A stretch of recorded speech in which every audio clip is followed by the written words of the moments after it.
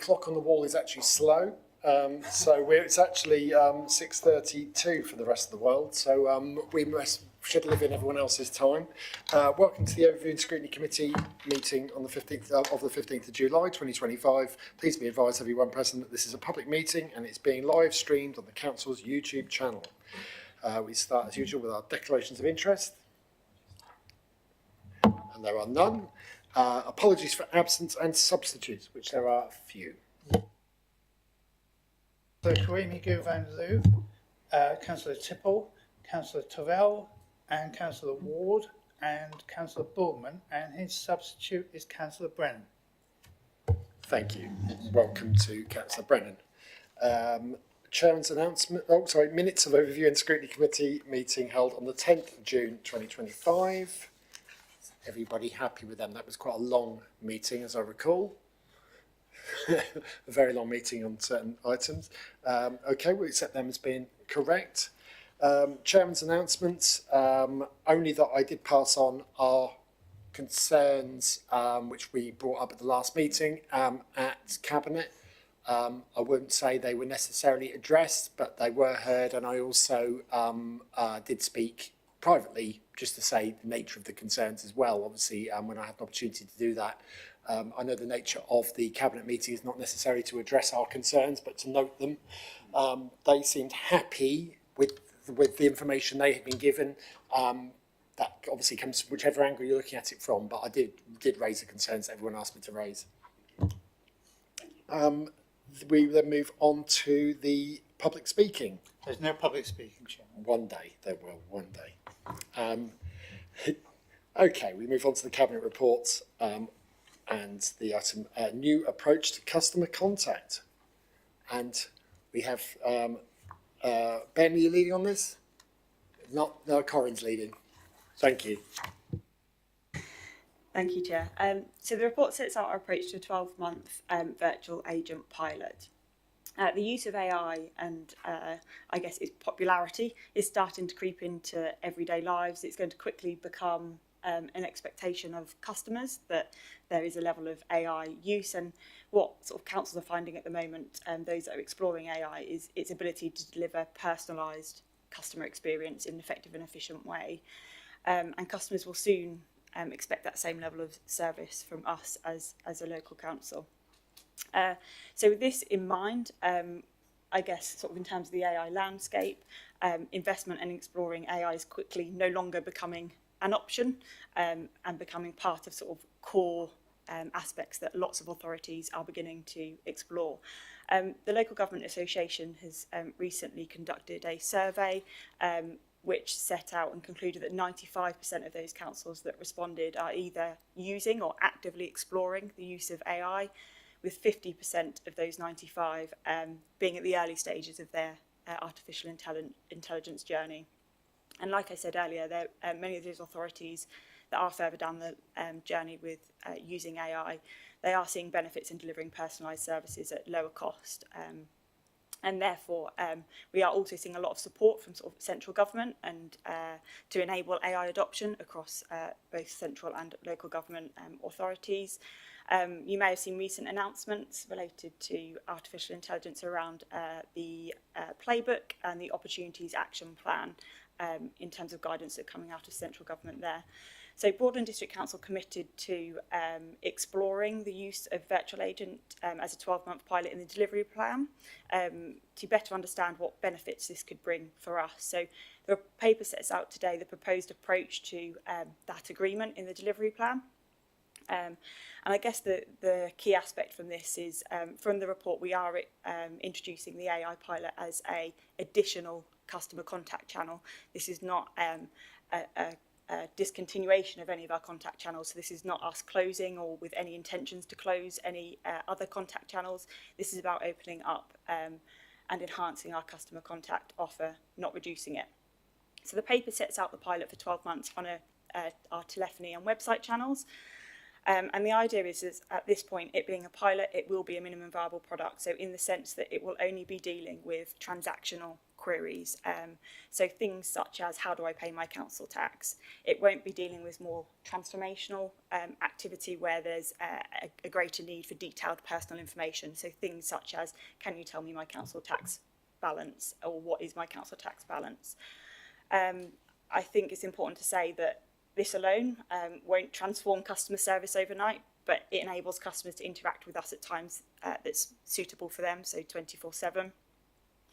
So the paper then moves into the financials. So the total cost of the pilot is £148,644, with the share to Broadland District Council at £66,889.80. We are proposing that the financing of the pilot is from grant funding that was secured under Future Council's funding, which was for this purpose in terms of exploring new technology and cyber security. And the report is set in front of you today to seek approval to move to that 12-month pilot approach. Thank you, Chair. Thank you. Obviously, hands waving straight away. We'll start with Mark at the end. Yeah. So I notice on the 3 case studies that are actually on this, the Derby, Lincoln and Telford are all quite a high deflection rate. Have we actually got any examples of lower deflection rates, just to kind of show us the bottom end? Because it says later on that we're looking to achieve about 20%. So is there a lot of other councils that are achieving 20%, and they're kind of like the shiny ones? So I think it's really difficult to say because we have different types of demand that's coming through our telephony. We have different volumes of demand. We have different average handling times. The processes are different in the way in which we manage all of our contact. That makes it really difficult to compare. So I think through sort of the early conversations that we've had on sort of extracting some of the information and understanding what our demand looks like, we are putting sort of a slightly lower deflection rate on that. Deflection rate is something that we'll be monitoring as a key performance indicator as part of the pilot, but it's really hard to say because, like you say, some of those scale of those councils are quite a bit bigger than us at this point, but we have done a bit of early market engagement to assess what we think that looks like for us, and that's sort of our best guess at this point. But the main part of the pilot is to better understand what is possible and concrete that a little bit more for you in a business case that will come back to committee. So when it says that we're looking for 20%, would that kind of balance out with the cost of the scheme in freed up resource, or is that not what we're aiming for? Again, that's one of the things that we're sort of trying to establish through the pilot. What we don't know at this stage is the types of queries that we're going to get through our tool versus what other councils have experienced. So as part of the pilot, we want to see what the average call length is that we are deflecting. So what we have seen with some of the councils is that they're quite variable. So some councils will have very long call types that are deflecting and big savings. Others have had lots of smaller calls that are deflected. So really it's difficult to say at this stage until we get that sort of evidence through the pilot. Thank you. Paul is next. Thanks, Chair. Colleen, I had 2 questions, but you'll be pleased to hear that one of them's more or less been answered now. Thank you, Ben. And that was on the projected staff saving, if this is successful. And I'm sure it will be. It's a good project. But my first question really is, we've all been aware of the planned local government reorganisation. Have you guys been liaising with other councils to make sure that we're using some common technology and it doesn't get binned, when you've finished the pilot? Thanks. I spoke to my colleagues over at County Hall. They've done a very, very early stage pilot of a WhatsApp-based tool that gives information to carers, basically trying to sort of tell them about services that are available. They've not yet dipped their toe in the water in terms of a chatbot solution, but they're certainly looking at what we're doing with interest and interested to see sort of what types of savings we're able to achieve locally. Other local authorities have already done this, not in the same way that we're proposing, but with chatbots. So Broadland, where I used to work previously, we've implemented something there that gave really good deflection rates, but wasn't the same sort of technology in terms of the sort of conversational side of it. Thank you. I've got three others who will be Stuart, Tony and Jonathan, just to let them know I've acknowledged them, but I'll start with Stuart. Thank you. Just to explore a little bit further what Mark has already asked, in terms of the cost benefit on this, how will that be both analysed, recorded and come back through the council process to actually assess that? I think the principle is sound, very sound, but I also think it's very, very important to monitor.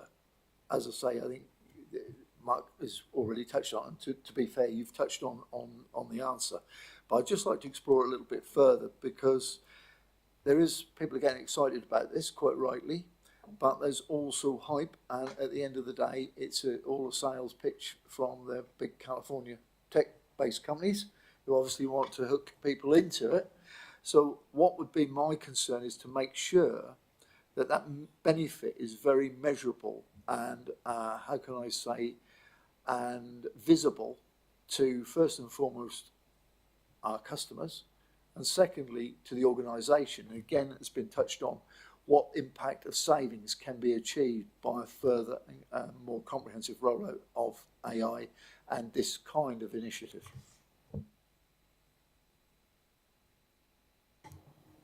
So we do track average, so we tag our calls that come through on our call contact centre to understand the numbers of calls that are coming through and therefore the effort involved in answering them calls. So that will be one part of the information we already hold. As part of the second aspect is, whilst we're using the agent, deflection rate will be part of that. So i.e. how many of the volumes come in where the customer gets their answer at that point, and therefore they don't have to come back into the system, so they don't have to call us, or they don't have to email us, they don't have to use another contact channel. So sort of successful deflection rate.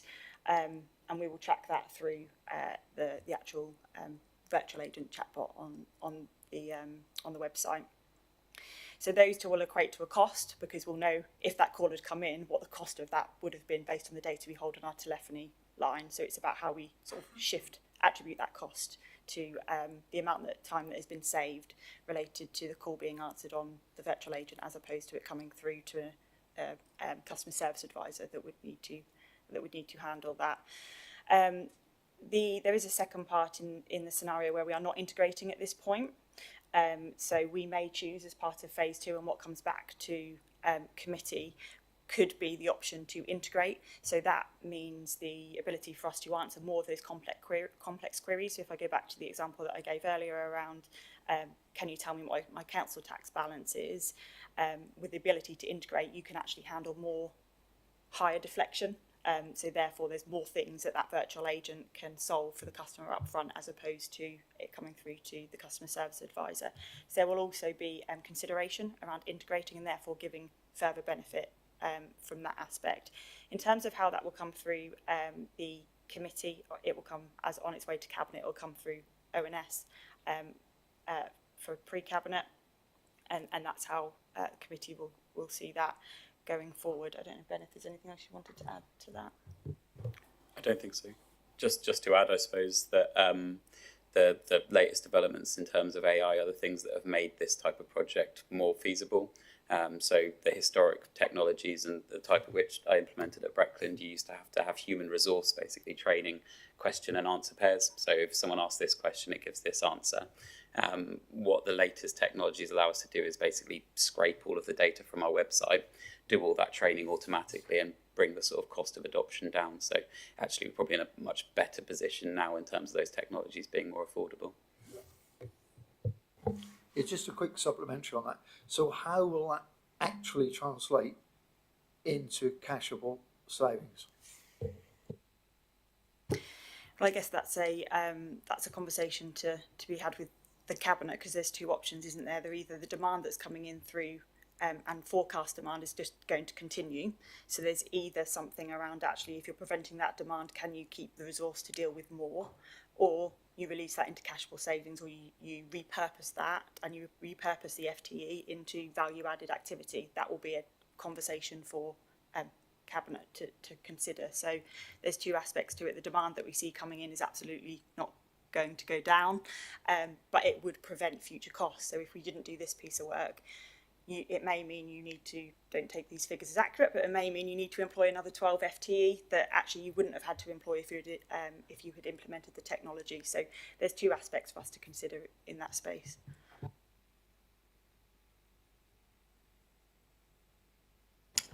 Okay, I guess that's why it's a 12-month pilot, so we can dip our toe in the water. Tony. Thank you, Mr. Chairman. Oh, Craig. Sit back a bit. Is that any better? Yeah, I was just ask, is this a sort of fixed cost contract where if our deflection rate is actually higher than the 20% that we are aiming at, the higher it is, obviously, the better it is for us. That it should then hopefully make it more cost effective. Or does the, how is it costed? That is it based on the number of estimated number of calls? In which case, if call rates do go up, then the cost might increase or not. That's one. And then just as an extension of that particular question, where is the actual break even? I mean, I know Mark alluded to it, but you know, what do we need to achieve to make sure that this becomes break even? I guess to address the first point around the sort of cost structure of the proposal, all the suppliers that we're working with do it on a fixed fee basis for the 12 months. So essentially they take a gamble. They say, we anticipate that based on the size of your organisation, the number of citizens that you serve, this is a cost that we're going to lock in for the 12 months. And essentially, if you go over that, then that's their gamble lost. But all of them operate on that basis. They do it on the number of residents as opposed to call volumes that might fluctuate. I don't know if you want to pick up the second piece. Or... sorry, what was the second piece? What's that? Break even. Okay, so that will be part of the business case, and I guess this is the bit that we're trying to articulate, is that we don't know the complexity or length of the queries that we're deflecting until we go through the process of actually measuring them. I think at that point we'll understand in terms of hours and minutes what we are able to achieve.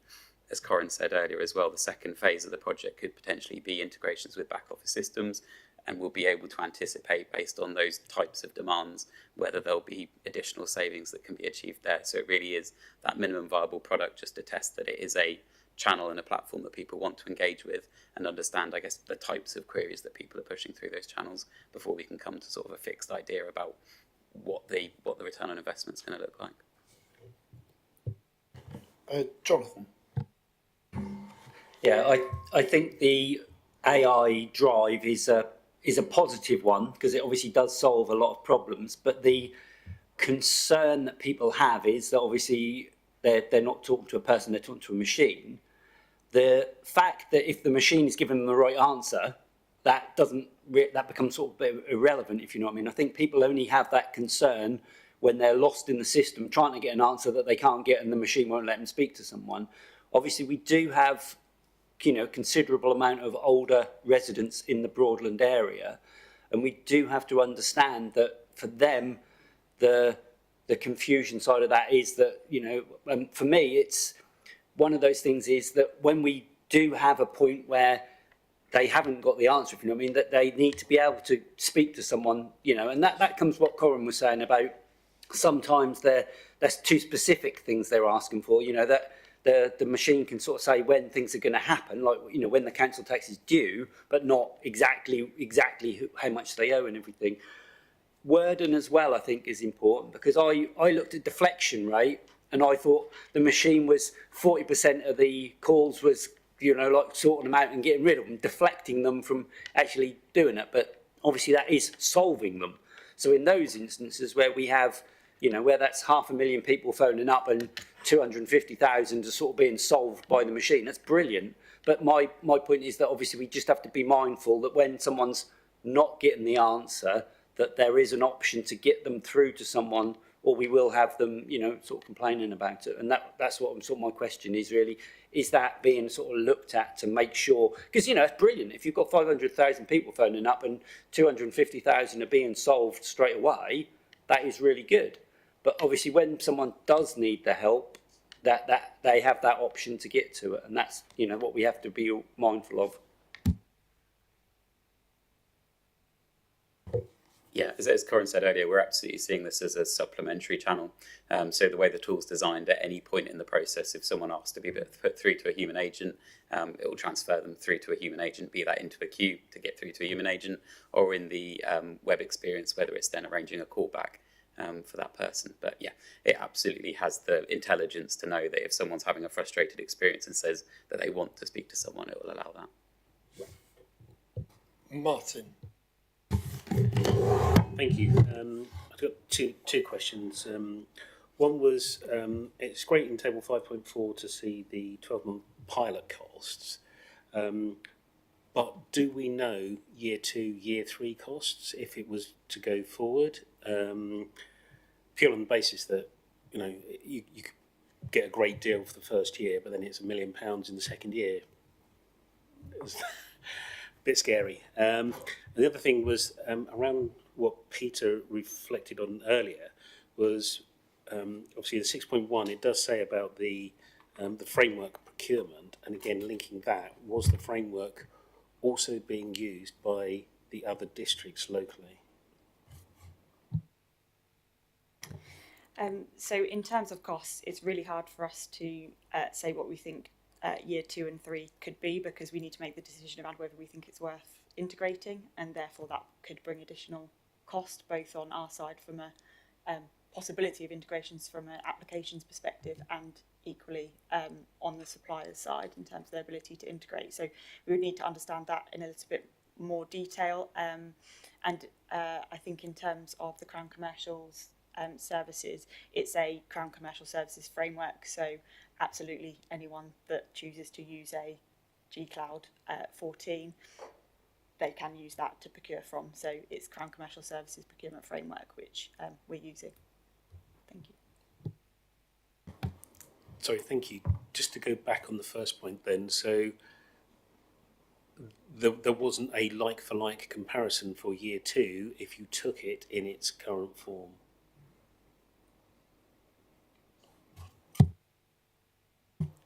So you could have decided to take a year 2 contract if that's something that we wanted to do, but then we're committing to 2 years worth of delivery and we're not 100% sure on whether we want to continue with the pilot. This is about doing something short and sharp where we can better understand the opportunity before we tie ourselves into a longer contract. Okay, no, that's not quite what I meant. I understand what you're saying there. No, mine was really about year 2 costs. Is this 148,000 a good cost? Is it a carrot cost? And therefore, we've hooked you, we've got you in, you've signed up for it. Therefore, we're going to slam you in the second year, which we don't know. That's where I'm trying to get to. Yeah, so we would go out to re-procurement in the second year. So it's not like we would go, okay, we've now implemented this technology and we're going to stick with this person and we're going to go into a 5-year contract with them, and therefore we're completely beholden to what they want to do, i.e. double the cost, 3 times the cost. We would have to do a procurement exercise on that going forward for year 2, 3 and 4, as we would with sort of any contracts that we sign. I suppose to follow up on that, I suppose part of the logic behind going for a 12-month contract is that it's quite a changeable landscape at the moment. It's still not entirely settled in terms of where the technology is. We might make an assessment at the end of the 12 months that, yes, we've proven the case that people do want to engage with a chatbot, but it may not necessarily be that technology, because again, in 12 months, it might have moved on so far that actually a new supplier is leading the game. So what we're going through at the moment is a G-Cloud 14 framework. That is an agreed upon price that is available to all customers. If we did want to stick with the same supplier for year 2, it would be the exact same framework that we'd be going through to re-procure that. So it'd be a competitive price. It's not a case of an introductory offer. It's the same price that they offer to all of their customers.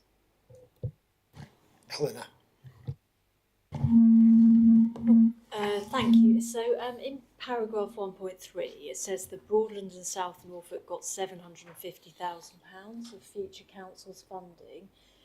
Is that divided equally between the councils, or was it assumed that that money comes and both councils will be implementing the same service? That's the first thing. And how much of that has actually been spent so far? So will there be any money remaining in the pot after this pilot scheme is over? Where are we with costs? Oh, sorry. Yes, so the £750,000 is the total amount allocated to both councils. What we have done is split that into ring-fenced spend. There were some criteria that we had to sort of deliver as part of that Future Councils funding. So within there's the cyber assessment framework and all of the cyber security controls that I know has been agreed through delivery planning. So we've got money allocated to that to deliver that. The second part is around the lift dashboard that you would have seen in housing for prevention of homelessness. So some money has been spent and allocated on that. In terms of exact amount that's left, I would need to circulate that to the committee because off the top of my head I'm not sure, so I can do that. In terms of how it's divided across each authority, so it's still in line with the 45-55 share that has been agreed with many costs and that framework.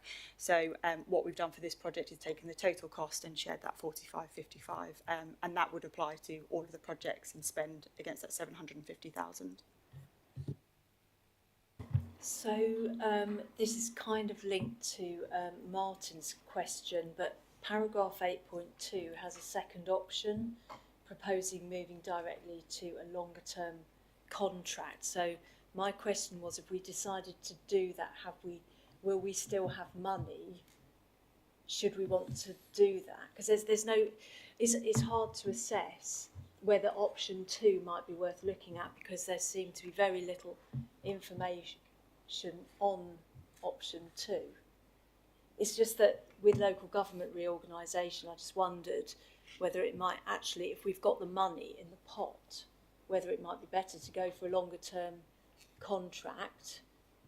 This council's going to be disbanded, so yeah, I just wondered whether it might be better to just go for that. There isn't enough evidence there for me to think about that decision.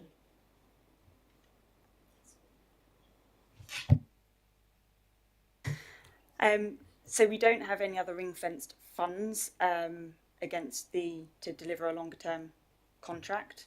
So that would have to be a funding decision as part of sort of cabinet and what cabinet takes. So I haven't got a spare pot that's sort of sitting there that we can necessarily ring-fence to deliver a longer than a 12-month pilot.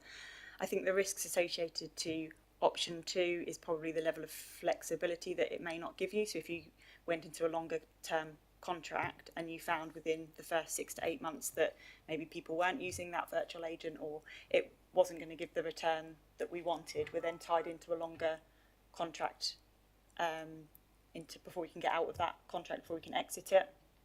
I don't know if there's anything in terms of option 2 you wanted to add. In terms of LGR, I guess, again, driven by cabinet, do we want to have longer term contracts or shorter term contracts with LGR? And on the mind, I think that the sort of guidance or steer that we've been given is shorter term contracts where possible. So things to consider there. Right. Thank you, Chairman.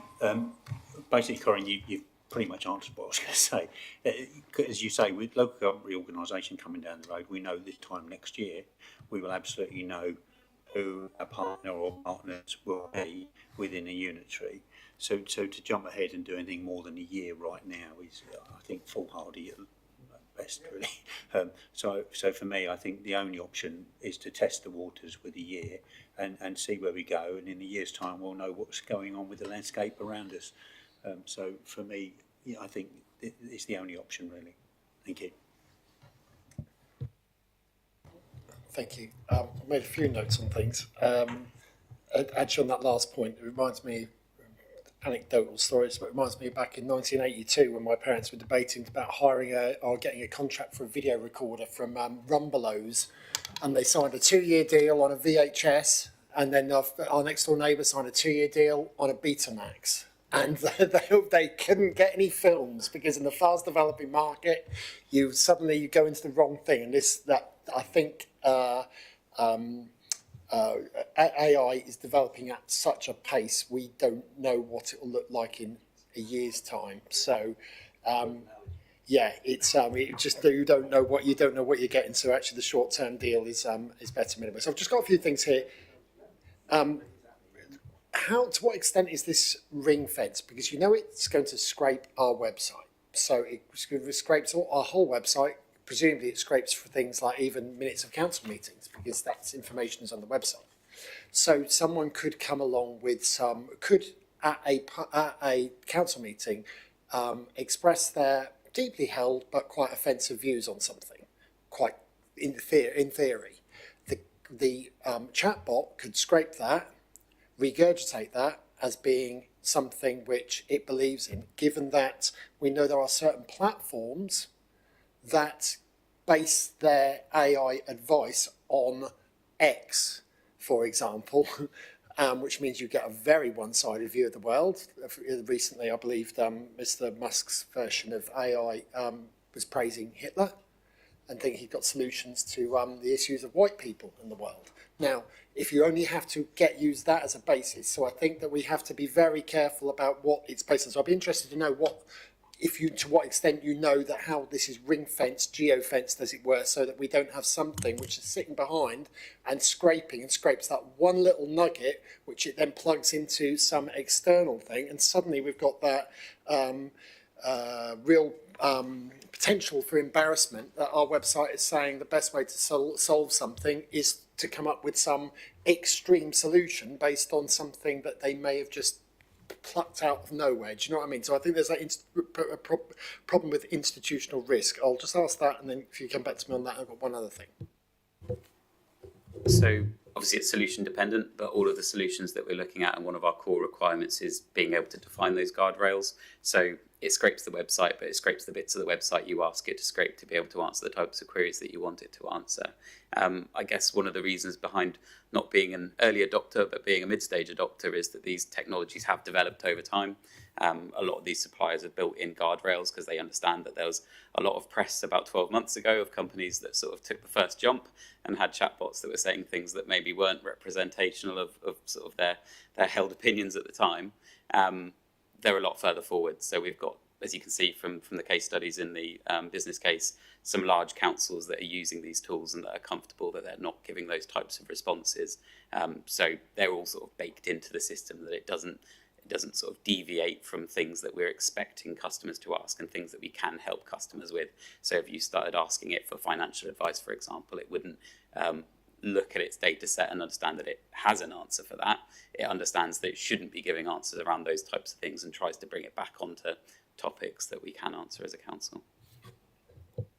The other thing, before I come back to Tony, because I see he's indicating that he wants to speak, is will it continue to learn whilst it's working? I know that should in theory, but obviously if you're scraping and then saying, right, we paid and got a set, we paid and we created this framework for it to work, well, obviously the advantage of AI is it should learn on the job and get better at what it does.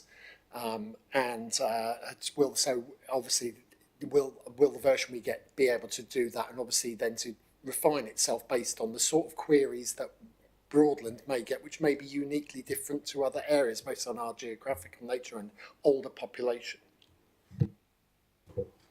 Yes and no. So it builds essentially a knowledge base off the data that it scrapes from our websites. So a way that the majority of the tools work is it doesn't do that real time. So if you ask a question, it will reference that database, but that database is only refreshed, say, every 3 months. So you have to schedule a task to re-pull all the data and rebuild that knowledge base. So it's not real time referencing the website data. The tool, by its very nature, doesn't learn per se. So it doesn't sort of see the types of queries that it's getting and adapt its model based on the types of queries it's getting.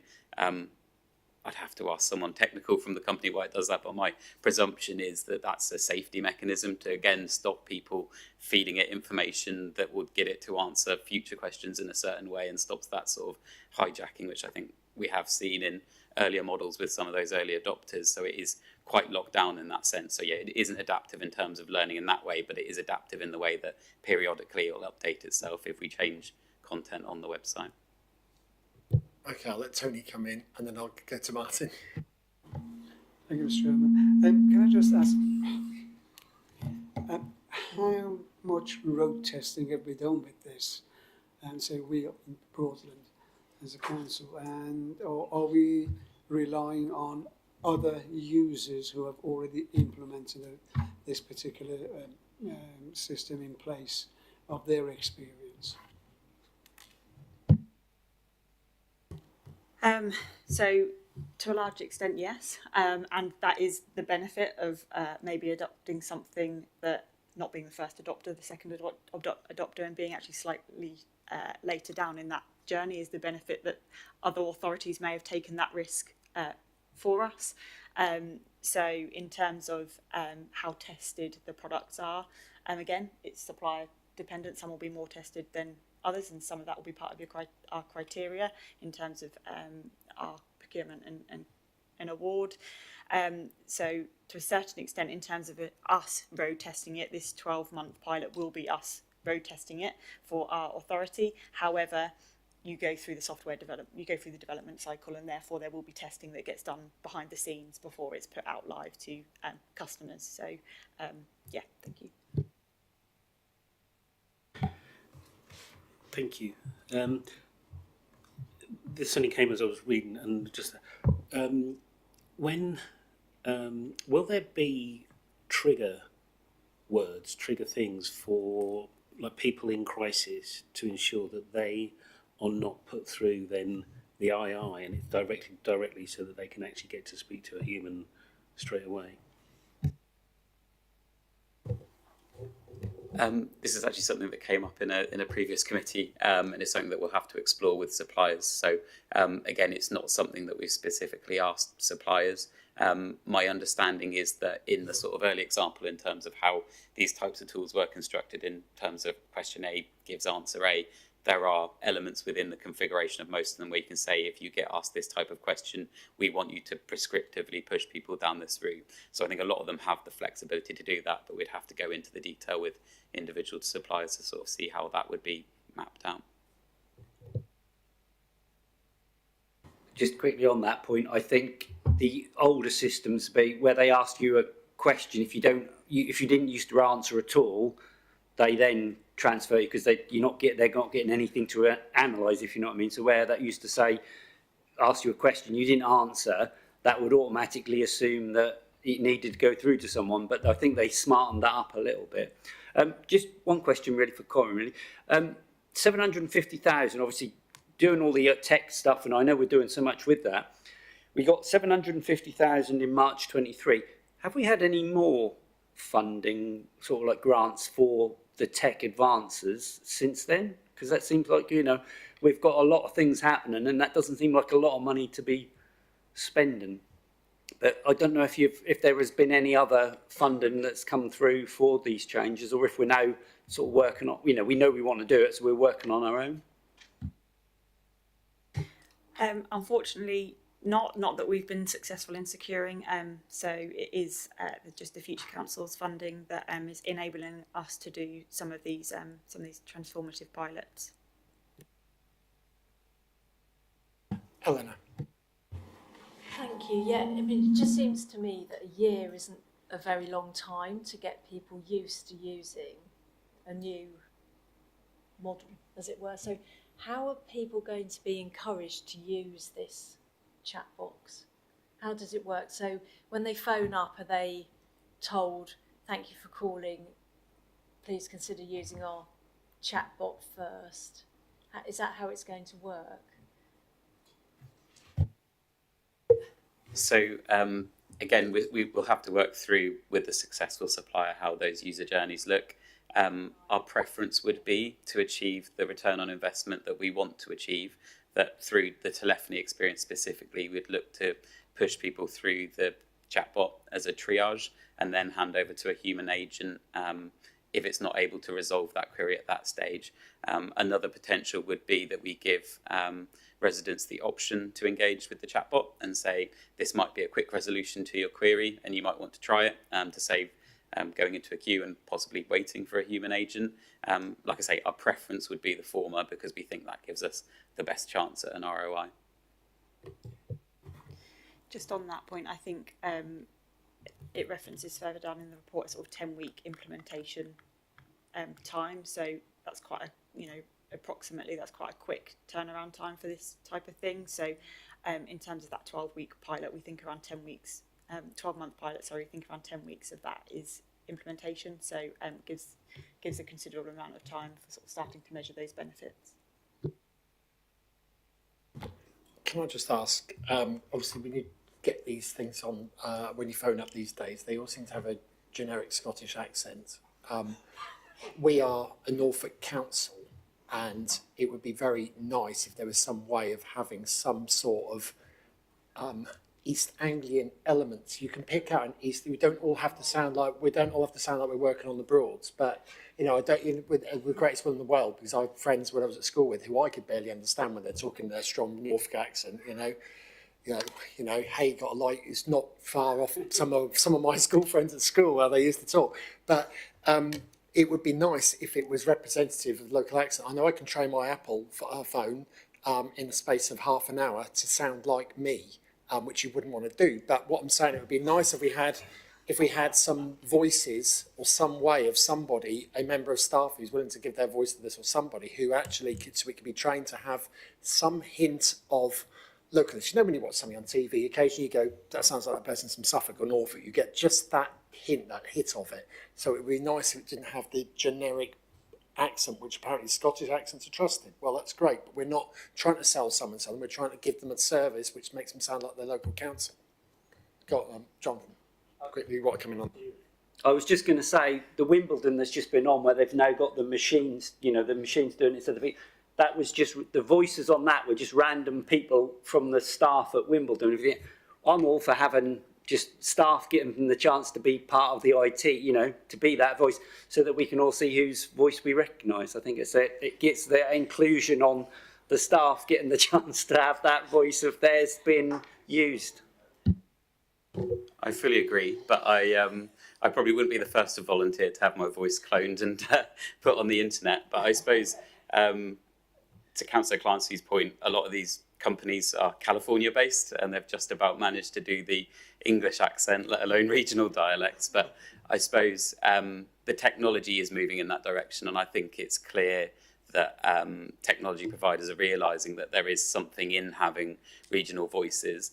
The challenge is that these technologies are available today, but they're very expensive in terms of what they cost. So you tend to see them in arenas where people are making sort of dramas, podcasts, things like that, where there's not high volume. A lot of the services like chatbots, where you are getting high volume and lots of minutes racking up on these technologies, they do tend to be models where it is a UK English accent or a generic American accent or other languages. Is not really that level of customization in a lot of the products that we're seeing. But like I say, I think people acknowledge that that is a requirement from customers, and it is slowly moving in that direction. It's just not cost effective at this stage. Thank you. I think we've had a good discussion around this. I think we'll go to the vote on the proposal, the recommendation there, which is that Cabinet to agree to proceed with a 12-month pilot to introduce a virtual agent capability on our telephone and website contact channels. All those in favour of the recommendations? And that's unanimous, Chairman. Thank you very much for answering our multitude of questions, but I think we're all trying to find our way through AI, and I think actually we're all working a little bit in the dark, and the only way we may get some clarity is by asking AI. So that's the worry in itself. And if we all watch Terminator and Age of Ultron sort of films, and you do think, blimey, what have we created? If it all starts in our computer at Broadland District Council at the end of the world, we are all to blame. So thank you very much. We'll move on to our annual Treasury Review Report 24-25. Thank you.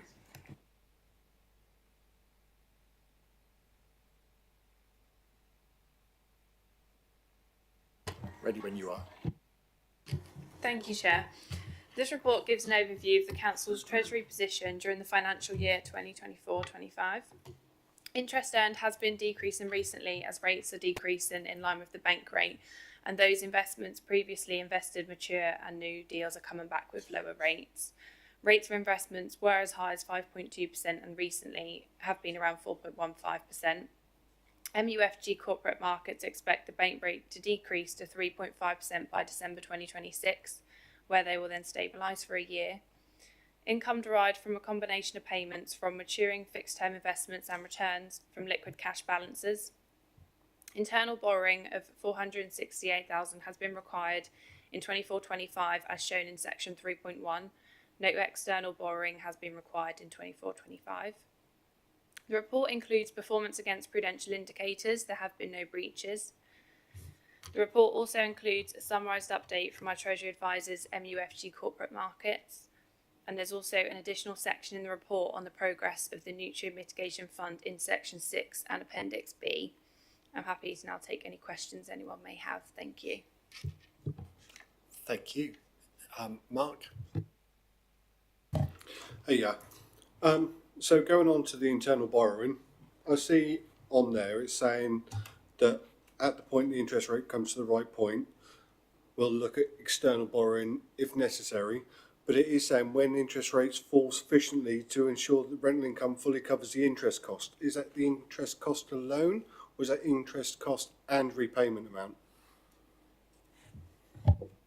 That's just the interest cost. This is for very much, say, local authority housing fund properties, where the idea being the rental income from those properties should cover that interest cost on those loans, and we weren't going to borrow until that was the case.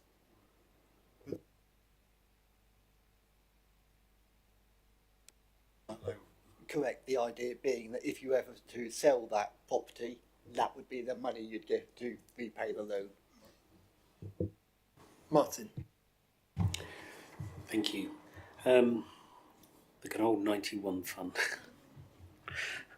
Everyone's laughing and obviously expecting the question. I mean, obviously, we've seeing there, I think it's in 2.6, we took some out as that was agreed, or whatever. But then looking at the table in 2.7, when you look at the value of the fund, it still looks the same. So it doesn't look as though the mitigation that was deemed from that has actually gained us anything from that. Is there any expectation on doing something else? Are we going to therefore just liquidate the fund at some point to get a better, because we could get a much better return even just by putting it in the bank?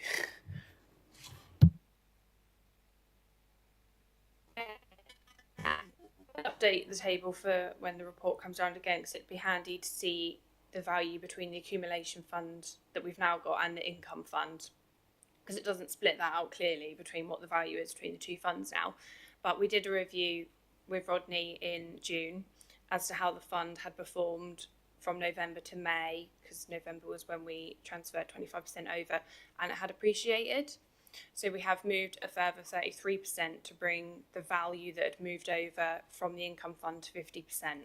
So now 50% of the fund has moved into the income fund, and we're going to do a further review towards the end of the year to see if that continues to appreciate, to then make another decision there on what to do.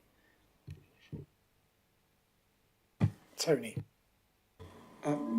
Just to complement what you said, I will be submitting a report very shortly to Rod regarding that particular fund itself. For what it's worth, it's actually yielded just under 5% over 1 year, which is not unreasonable. But because this report is actually to the end of March, I believe, and the conversion, albeit part of the holding, from income where it pays dividends on a regular basis to accumulation unit only took place in November 24. So it's barely 4 months worth of accumulation units, which should have been reflected in the figures, but it doesn't look as though they have done. Hopefully my report will provide you guys with a much more in-depth analysis as to whether we are actually achieving value or getting value for our holding or not, and what we do with it from there on will be up to the council. Thank you. So it's positive that obviously it's good that you bring your audit knowledge from that committee here as well, and it sounds like we're at least, we're more, I think it sounds like more on top, because it was a real concern last year when we saw the figures of what we were getting from certain funds, and it was just, almost the same rate you get in a standard bank account without looking at anything whatsoever, any real investment, so that's positive. Anybody else got something else they'd like to ask? Oh, very quiet on this one. Perhaps we've burnt ourselves out talking about AI previously. I'll just say that figures look positive and well done to everybody involved who are clearly on the case. And again, we always just seem to be slightly ahead of the curve. We've got to get good rates at the right time, move money around at the right time, lock things in at the right time. And, we know that the rates are down, but our investment still is above that because we're getting the right rates at the right time. And so well done, everybody, for that. And to your team, Rodney.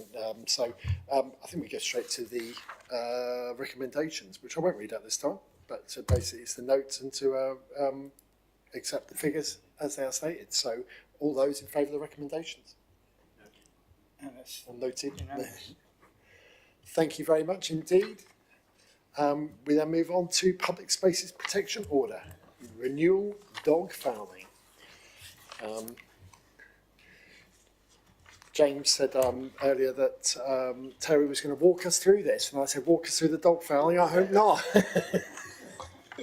He met me beforehand. I was like, oh my word. So I hope, yes, hope we know where we're treading. Thank you. I'll hand over.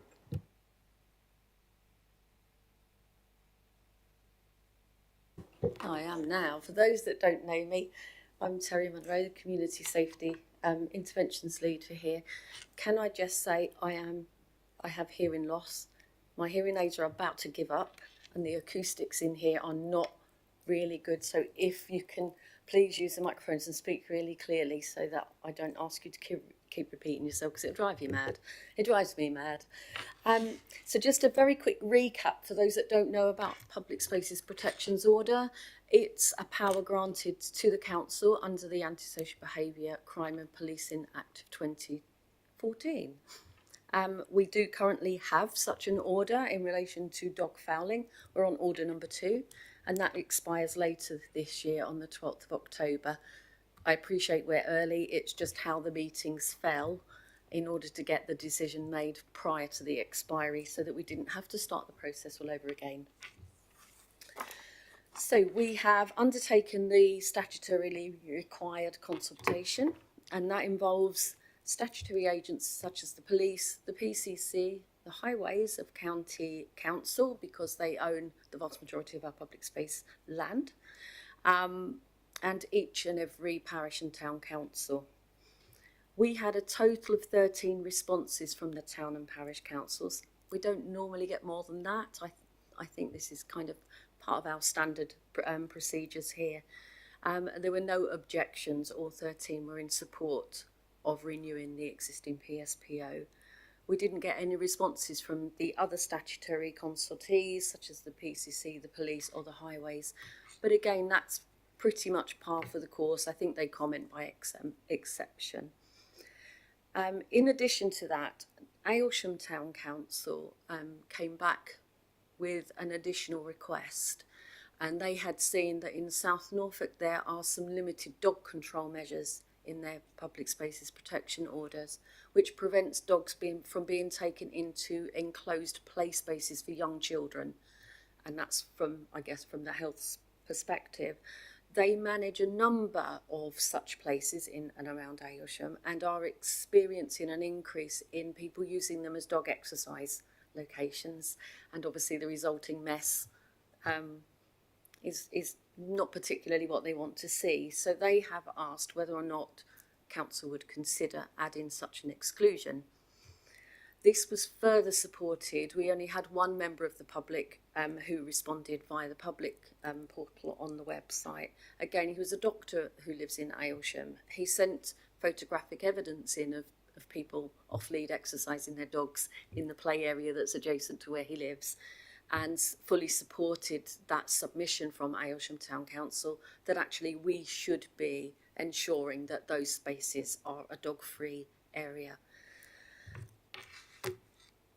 So, moving on, so the proposal is that we do renew our public spaces protection order and that we do extend those restrictions to not allow dogs into the enclosed places for small children. We're not talking about the massive fields, but you know, the small play parks, and that's predominantly based on a preventative measure, both on the grounds of children's health, because you cannot clear up after a dog has urinated, and they do tend to urinate up things, and it's predominantly going to be the play equipment. And even with the best will in the world, when people do clear up their dog feces, there are always traces left behind, and obviously within that there can be bacteria and toxins. So my recommendation is that we do look to that from a health perspective. The doctor also had concerns about young children being in close proximity in an enclosed area with dogs, the escalation risk of dog bites. We don't have any evidence or reports that support that, but I totally understand where that concern may be coming from. I'm sure that you can. To ensure that we are compliant and take into consideration those people that use service and support dogs, we would include an exemption. So anybody that does have a service or support dog would be able to take their dogs in on lead, not off lead, for obvious reasons. That again is in line with the practice that we have in South Norfolk. And lastly, before I allow you to all ask questions of me, we will be needing additional signage because we will have to sign those enclosed spaces, and we are due a refresh on our signage. We are now completely out of stock, so now is a really good time to do something new. As this has made progress through EEP, there were concerns raised that people have perhaps lost sight of the restrictions in this PSPO, and that they've asked that we undertake a complete relaunch. And actually that now is a really good time to do that because of the new restriction.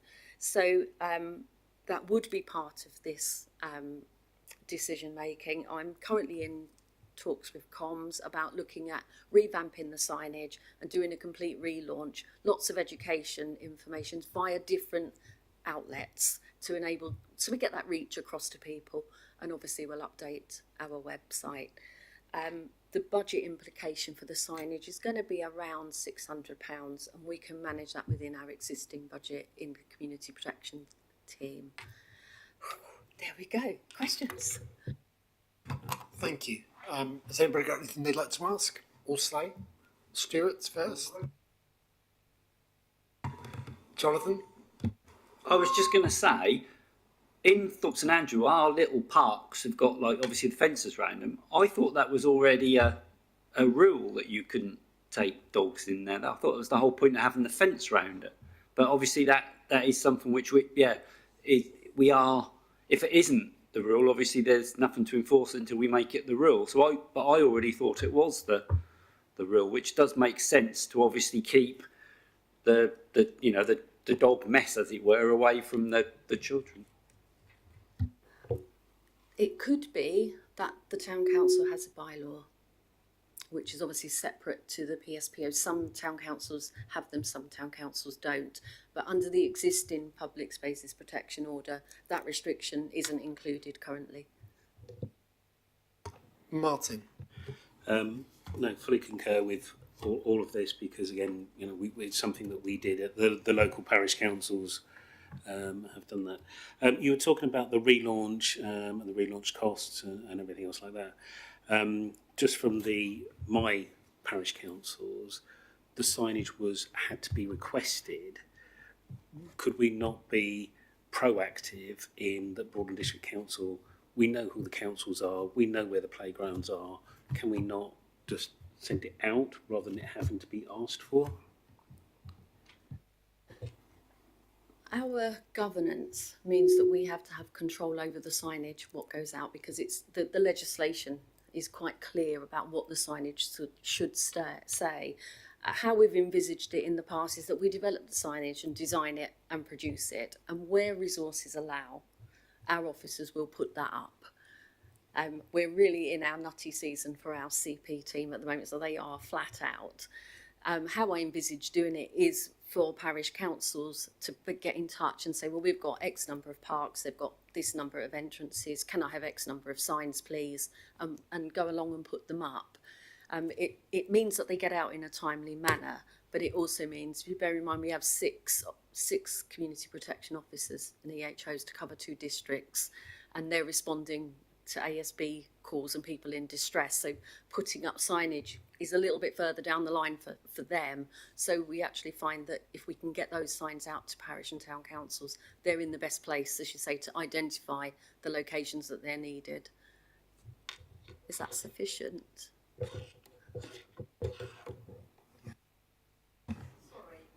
Eleanor. Yeah. Sorry. Yes, I don't know why it's doing that, but it's linked. My question. I just thought, is £600 enough? I mean, how many signs would £600 pay for? I just thought that probably was insufficient if most parish councils have a small play area and would probably want a sign. I'm glowing green and red now. The gremlins are in the system. It's a ballpark figure for us at the moment because we don't know what we don't know, unfortunately. So we don't know how many there are. Some we own, so we'll know that number. Many that we don't. It's fair to say at the moment, our budget, we're not spending very much of it at the moment. So we do have the capacity to take on more. And I do drive a really hard bargain with the suppliers. Yeah, when you think about how many parks, small play area parks there are on a lot of new developments, I seem to recall when they were looking at the new development for Taveram, I think for the proposals there was something like 14 play parks being put in because you have to be within 150 metres of a park. The 14 is, probably 2 entrances. There's nearly 30 signs just for what would be a new development in one part of one village. So, yeah, that's a good point. I think this is really a good idea. I love the way we are actually responding to what parishes are asking for and listening. That is the whole point of a consultation. Often consultations are about patting yourself on the back, but it seems in this case we've listened and actually changed what we've done. So I think that is to be really welcomed. I think everyone else seems to be nodding, so I think we'll go to the vote on this. All those in favour? That's carried. Thank you very much indeed. Thank you. Now we go to everybody's favourite part, exclusion of the press and public. I move that the press and public be excluded from the meeting for the remaining items of business because otherwise information which is exempt information by virtue of paragraph 3 of part 1 of schedule 12A of the Local Government Act 1972 as amended by the Local Government Access to Information Variation Order 2000